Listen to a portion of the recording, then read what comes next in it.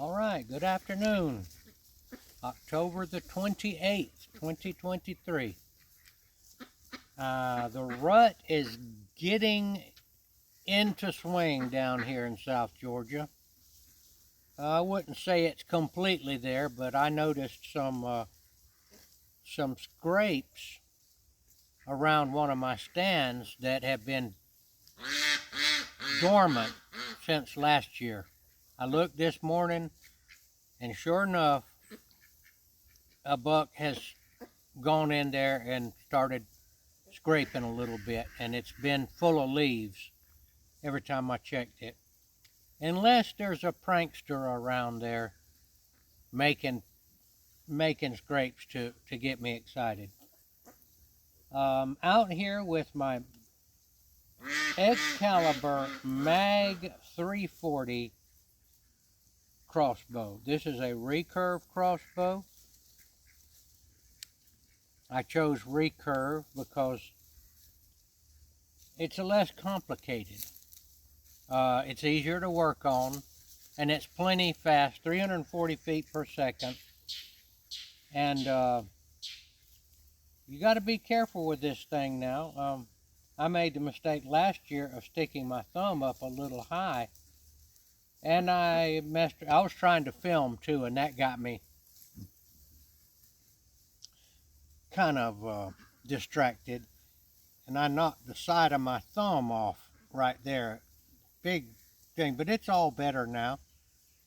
I can still feel a little twinge where that, but the body healed. So I'm going to be very careful not to let my thumb up past this rail right here. You see this thing right here? That right there. Now I guess a left-handed shooter would use that, and a right-handed shooter would use this right here. Okay, so look, this thing is so much better than a longbow or a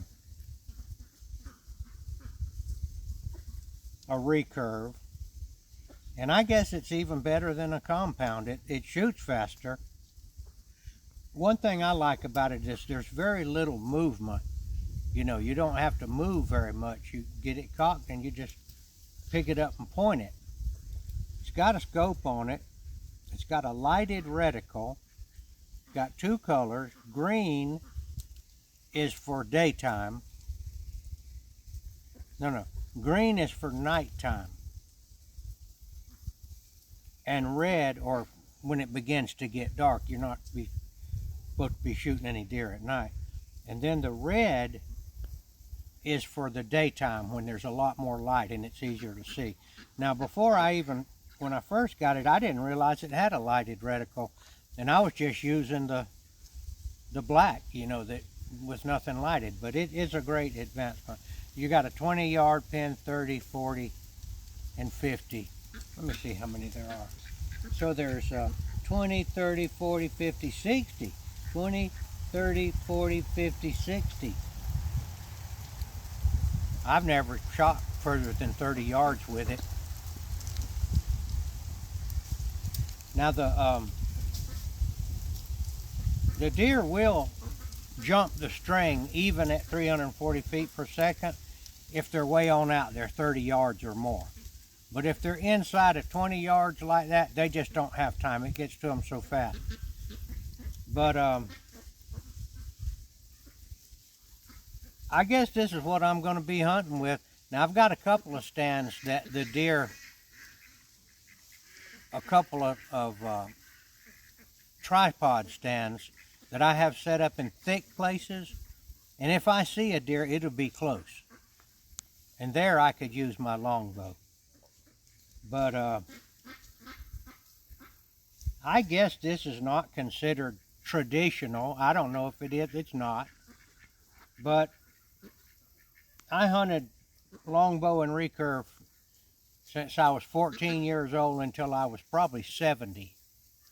So I decided to give this a whirl, and this is quite an advancement over a recurve or a longbow. You don't have to make any motion with it is one thing, and it's so much more accurate. Now, I shot 3 deer last year using this, and I shot them all offhand. I did not steady it on anything. Just picked it up and shot it, and had no trouble. I'll talk about whether I think this is traditional. I'll tell you something I found out about crossbows. All right, going to shoot at I don't guess there's a whole lot of point in watching me shoot. So let's go ahead and zero in on that deer down there. That coyote down there.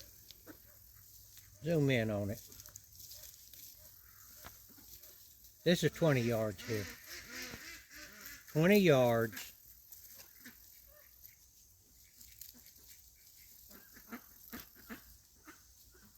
You there? All right, I'm going to shoot middle of the deer here, and I'm pretty sure it's going to go. Yeah, I got to get it off safety. Offhand.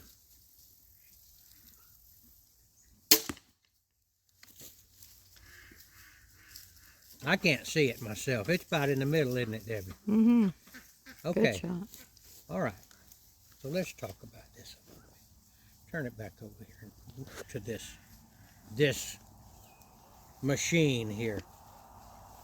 Now this has a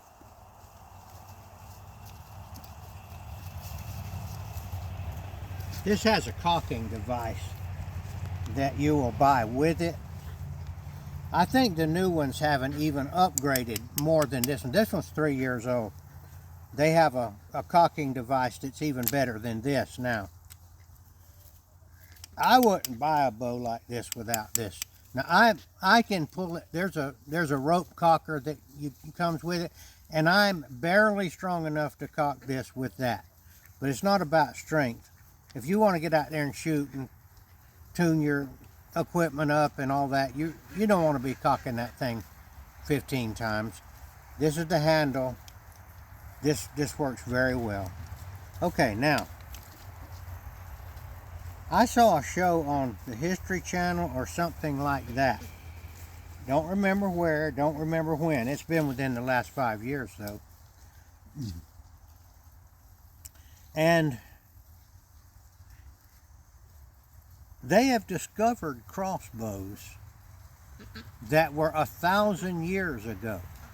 Not the kind that they used in the wars in the medieval time, but actually crossbows made by native people. I believe it was in Scandinavia.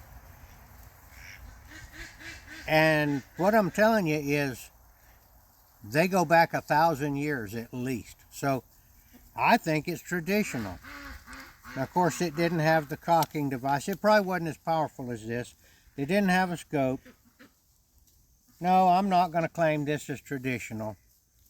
But,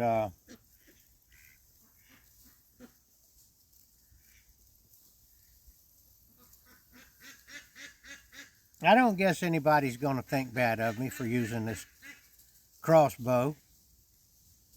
And if you do, you got a problem, because the place where I hunt, you're not allowed to use rifles. It's an urban place. And I'd like to get the job done. Another thing about urban settings is that if you shoot it and don't quite get it right with a bow, that thing's liable to run out in somebody's yard or across the neighborhood. Next thing you know, the police are going to be there, and even though it's legal, there are going to be people that don't like it and all that kind of stuff. So I'd like to get the job done if I do shoot a deer. Now that place where I hunt is big. It's 40 acres, but you know, that ain't far for a deer to run. And okay, so that's what I wanted to talk about. I'm not saying I'm not going to hunt with my longbow, but I'm going to, if the occasion calls for a longer shot or where I can't get close to them, and I'm going to use this. I have gotten my night camera going. I never used a night camera. Night camera, trail camera. For this year is the very first time I got a camera that would report back to my phone. And I also, this is the first year that I got a camera, a smartphone. That's what we're taking this video with. So I am very late in the game with technology, but that's just how I am.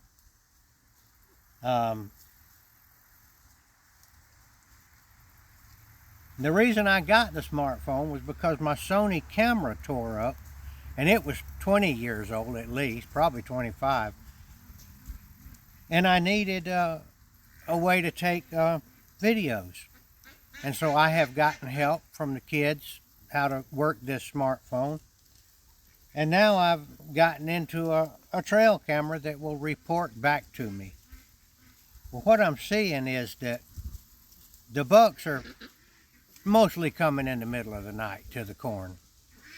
And only a few does are coming, you know, daylight till 9 o'clock. 9:30 this morning one showed up.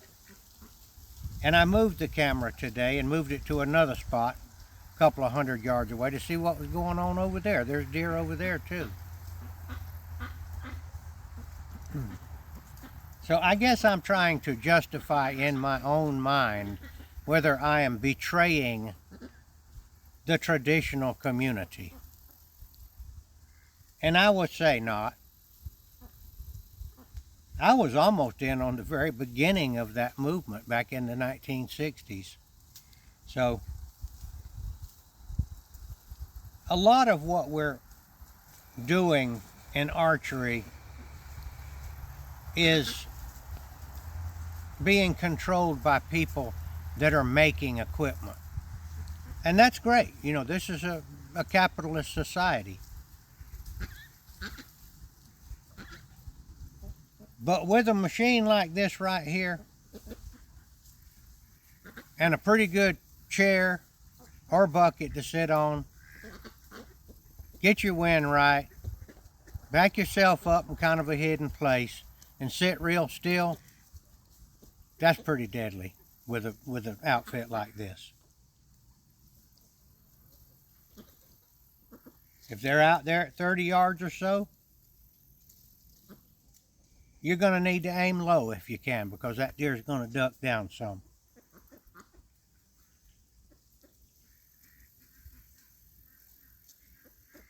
So we've been spending most of the day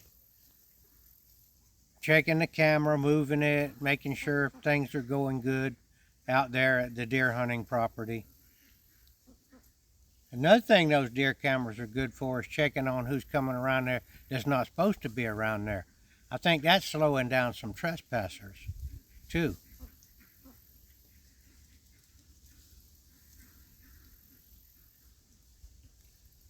But in the final analysis, we're doing this for fun. If there's anybody out there that's actually hunting because they're hungry, I would say they need to get a job and go to Walmart and buy some hamburger. It's going to be a heck of a lot cheaper. This is a sport. And I think I'm going to enjoy this right here. I would be heartbroken if I shot a nice buck and didn't do everything I could legally to kill him. Except I'm not going to hunt with a rifle. Well, it's not legal where I'm hunting. And the other property where I hunt, it's legal, but it's not safe. There are houses all around there. And it's not in the city limit, but it's still dangerous to be shooting rifles out there. You have to use your own judgment on that. This is rifle enough for me right here.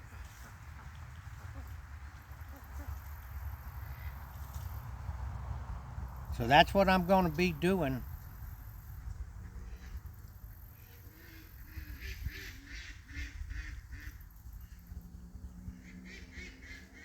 And I'd like to say the Lord's Prayer with anybody out there that's listening to this talk about the crossbow and the longbow. Take a picture of my longbow over there, Debbie. I hope she's not crying. That's olive oil. Olive oil has been good to me.